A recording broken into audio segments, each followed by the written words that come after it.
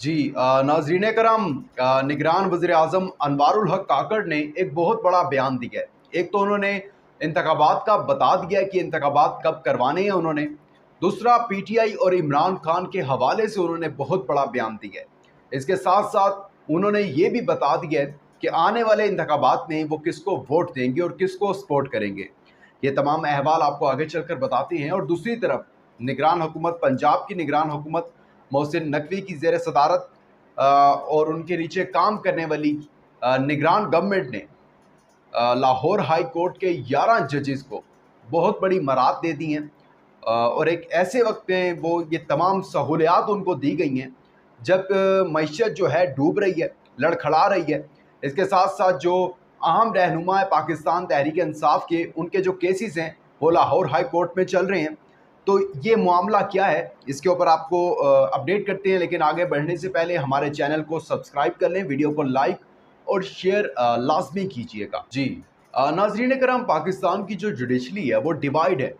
यानी कुछ जजेस ऐसे हैं जो स्टैंड ले लेते हैं और हक और सच के साथ वो खड़ा होना जानते हैं। जितना भी प्रेशराइज उनको किया जाए वो प्रेशराइज नहीं होते और अपना फैसला जो है बगैर किसी प्रेशर के, बगैर किसी दबाव के देते हैं। वहीं कुछ जज हुमायूं दिलावर जैसे, वो प्रेशराइज हो जाते हैं और कंप्रोमाइज़ कर लेते हैं। लेकिन अब जब वकला तहरीक भी जो है वो जन्म उठा रही है और उन्होंने उन जजेस को ये पैगाम पहुंचा दिया जो स्टैंड ले रहे हैं कि आप हक, आइन और कानून के लिए लड़ें, आपके पीछे हम खड़े हैं, आपको कोई कुछ नहीं कहेगा और अगर कोई कुछ कहता है तो फिर हमारी जान भी हाजिर है। और ये बात है कि जब भी वकला तहरीक पाकिस्तान में शुरू हुई है तो वो कोई ना कोई इनकलाब लेकर आते हैं। इसीलिए वकला की एक बड़ी अहमियत है पाकिस्तान की सियासत में। खैर, अब किया क्या, निगरान गवर्नमेंट ने क्या किया, पंजाब की निगरान गवर्नमेंट ने एक ऐसे वक्त में लाहौर हाई कोर्ट के 11 जजेस को 36 करोड़ से जायद के जो कर्जे हैं बिला सूद देने का ऐलान कर दिया है। सिर्फ ऐलान ही नहीं, इसकी मंजूरी भी हो गई है और जजेस को उनकी 3 साल की बुनियादी तनख्वाह के बराबर जो है वो कर्ज दिया जाएगा। यानी कि अगर एक जज की जो मुद्दत है वो 3 साल है तो एक साल में जो है वो 12 माह होते हैं और अगर हम उसे 3 से मल्टीप्लाई करें तो ये कोई बनते हैं 36। और उसके बाद इनकी जो सैलरी है एक जज की, लाहौर हाई कोर्ट के एक जज की जो सैलरी है वो तकरीबन 9 लाख से ज़्यादा है। और जब हम उसको 9 को 36 से मल्टीप्लाई करें तो तकरीबन 3 करोड़ जो है, और 30 लाख, 3 करोड़ 30 लाख के जो कर्जे हैं वो 12 साल की मुद्दत के लिए बिला सूद जो हैं इन जजेस को दे दिए गए हैं। अब सवाल यहाँ पर ये पैदा होता है, पहला सवाल तो सिंपल सा यही है कि आपको ये इख्तियार दिया किसने है। निगरान गवर्नमेंट से ये सवाल बनता है, आपका तो ये इख्तियार ही नहीं है ना, आप किस चीज़ क्यों दे रहे हैं मंजूरी, आप जब आए ही इंतखाबात करवाने हैं। आगे चलकर जब मैं आपको बताऊंगा कि प्राइम मिनिस्टर का बयान जो है वो भी बिल्कुल इस चीज़ से मिल रहा है कि उन्होंने ये इशारा दिया है कि हम इंतखाबात करवाने आए हैं, इससे ज़्यादा कुछ नहीं। तो निगरान वज़ीर आला साहब, आपके नीचे ये काम हो रहा है और आपको खबर नहीं, या तो, और अगर खबर है तो ऐसा क्यों हो रहा है। और एक ऐसा ऐसा वक्त जो चल रहा है जहां पाकिस्तान तहरीक इंसाफ के कई अहम रहनुमा, परवेज़ इलाही बाशमूल इमरान खान के केसेस लाहौर हाई कोर्ट में चल रहे हैं, बुशरा बीबी का केस चल रहा है, वहाँ उस टाइम पर ये तमाम सहूलियात जजेस को देने का क्या मकसद है, ये आप बेहतर जानते हैं और इसका जवाब भी इनसे ज़रूर तलब करें और ख़ुद भी सोचें कि इसका ये क्यों दिए जा रहे हैं। इसके साथ साथ अब बात कर लेते हैं निगरान वज़ीर आज़म अनवारुल हक काकड़ साहब की। आखिरकार बड़ी उनके ऊपर तनकीद की जा रही थी कि इंतखाबात की कोई बात नहीं कर रहे हैं, इंतखाबात की कोई बात नहीं कर रहे हैं। शुरू में एक प्रेस कॉन्फ्रेंस करते हुए कुछ उनके वुज़रा ने ये भी कहा था कि हमारे जो है ना, हमसे इंतखाबात की आप बात ना करें। लेकिन अब जो एक मुस्बत बात आई है, इम्पोर्टेंट बात आई है और उसको डिस्कस भी करना चाहिए। ज़ाहिरी सी बात है कि हम किसी एक सियासी जमात को जो है सपोर्ट नहीं करते। हम जो भी पाकिस्तान के अंदर अच्छा काम करेगा उसको सपोर्ट करेंगे और जो भी कोई पाकिस्तान के लिए बेहतर सोचेगा, आइन और कानून के मुताबिक काम करेगा, उसको अप्रिशिएट करेंगे।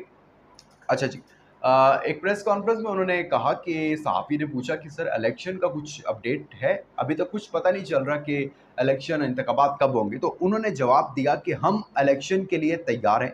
इलेक्शन चाहे 90 रोज़ के अंदर हो जाए, हम तो सुप्रीम कोर्ट और ऊपर से आने वाले ऑर्डर के वेट में हैं। सुप्रीम कोर्ट हुक्म दे दे 90 रोज़ में इलेक्शन करवाने हैं, हम तैयारी कर लेंगे। वो आप हम पर छोड़ दें कि हम वो फिर 90 रोज़ में तैयारी कैसे करते हैं। हम हल्का बंदियाँ भी करवा लेंगे, सब कुछ कर लेंगे। लेकिन हम सुप्रीम कोर्ट के जो हुक्म है उसका वेट कर रहे हैं। अच्छा, ये एक बहुत बड़ी अच्छी बात है कि उन्होंने 25 करोड़ अवाम को गवाह बनाकर एटलीस्ट इतना बता तो दिया ना कि भाई सुप्रीम कोर्ट जो हुक्म देगी हम उस हुक्म को मानेंगे। ठीक है, मतलब कि होता तो ये है ना कि हुक्म को भी नहीं माना जाता अदालतों के, और अदालत जब मैं बार बार उस चीज़ को रिपीट करता हूँ क्योंकि ये आइन की धज्जियाँ उड़ाई गई थी कि जब परवेज़ इलाही को गिरफ्तार ना करने का कह दिया था, हुक्म था, उसके बावजूद भी उनको आधे रास्ते से कमांडो ऑपरेशन करके गिरफ्तार कर लिया जाता है। खैर, इन्होंने बड़ी अच्छी बात की। 16 माह में जो हुकूमत गई है पीडीएम की, वो तो ये साफ साफ कहते थे कि हमें तो जी सुप्रीम कोर्ट के ऑर्डर हमारे लिए कोई मायने नहीं रखते। जब सुप्रीम कोर्ट ने कहा था कि 14 मई को इलेक्शन आप लोगों ने करवाने हैं, तो उन्होंने कहा नहीं जी, हम आपके हुक्म को नहीं मानते। तो ये तो बड़ी ज़बरदस्त जो है उन्होंने एक बहुत अच्छी बात की है निगरान वज़ीर आज़म ने। इसके साथ साथ एक सहाफ़ी ने सवाल किया कि सर आप किसको आप भी वोट देंगे, सपोर्ट करेंगे? उन्होंने कहा बिल्कुल, मैं पाकिस्तान का शहरी हूँ और वोट मैं दे सकता हूँ, वोट देने का मेरा इख्तियार है और किसी भी पार्टी को जो है वो सपोर्ट मैं कर सकता हूँ। अब वो पाकिस्तान तहरीक-ए-इंसाफ भी हो सकती है, वो पाकिस्तान पीपल्स पार्टी भी हो सकती है, पाकिस्तान मुस्लिम लीग नवाज़ हो सकती है और जेयूआईफे हो सकती है, कोई भी जमात हो सकती है, तहरीक-ए-इस्तेहकाम पाकिस्तान पार्टी हो सकती है। लेकिन मैं वोट सिर्फ़ उसको दूँगा ये देखते हुए जो मुल्क की मईशत के लिए, मुल्क की मुस्तक़बिल के लिए ठीक होगी। मैं उस जमात को खुलेआम जो है वो ऑन कैमरा आकर सामने आकर सपोर्ट करूँगा और उसको वोट भी जो है वो लाज़मी दूँगा। तो ये बड़ी जो एक ये बातें जो चल रही हैं, इससे लग ये रहा है कि वो जो दूरियाँ हैं शायद वो अब दूरियाँ उनके जो फ़ासले हैं वो ख़त्म हो जाएँ और फिर इससे अगला बयान जो पीटीआई के हवाले से दिया उन्होंने, इससे तो इंश्योरिटी हो जाती है कि शायद मामलात जो हैं वो अब कुछ बेहतरी की तरफ आना शुरू हों। किसी ने उनसे सवाल किया कि आप ये बताएं निगरान वज़ीर-ए-आज़म साहब कि तासुर ये दिया जाता है कि आप पाकिस्तान तहरीक-ए-इंसाफ के खिलाफ हैं और आप इमरान खान के भी खिलाफ हैं, इसीलिए इमरान खान साहब अभी तक जेल में हैं। उन्होंने कहा देखें, मैं पाकिस्तान तहरीक-ए-इंसाफ के खिलाफ नहीं हूँ, ठीक है?